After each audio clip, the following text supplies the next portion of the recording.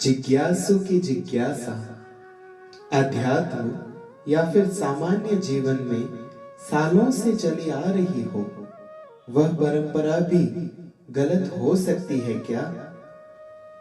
जिज्ञासा शांत करते हुए मैत्रेय यह उत्तर देते हैं कि अध्यात्म या फिर सामान्य जीवन दोनों में ही यह कदापि जरूरी नहीं है कि जो परंपरा सालों से चली आ रही हो वह सही हो।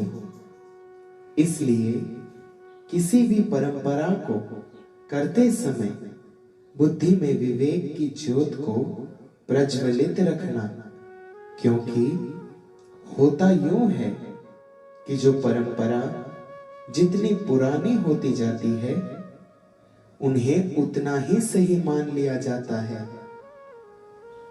जब किसी परंपरा की शुरुआत होती है तब पहले पहले तो वह जिस समय में अमल होती है उस समय के देश, काल और परिस्थिति के अधीन और समय की मांग के अंतर्गत उनकी शुरुआत की जाती है। एक बात यह भी है कि पुरातन समय में जिनका आधिपत्य होता था उनके विचारों के आधार पर परंपराएं अमल में लाई जाती थी।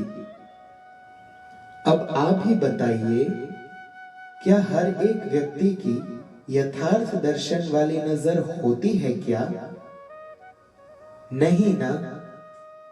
तो फिर खुद की बुद्धि के आधार पर वह परंपरा का निर्माण करते थे। अब बेहोश बुद्धि अर्थात बिना विवेक और बिना प्रज्ञावान हुई बुद्धि से यदि कोई परंपरा निर्मित करता भी है तो वह कैसे सत्य हो सकती है? इसका यह भी अर्थ नहीं होता कि हर एक परंपरा गलत होती है। इसलिए एक बात सर्वदैव याद रखें कि परिवर्तन ही सत्य है। परिस्थिति की मांग के अधीन परिवर्तन को अपनाना ही योग्य रहता है। हालांकि अध्यात्म या संसार अलग है ही नहीं, किंतु अध्यात्म एवं सामान्य जीवन व्यवहार में परिवर्तन को अपनाना हर हाल में सही साबित होता है।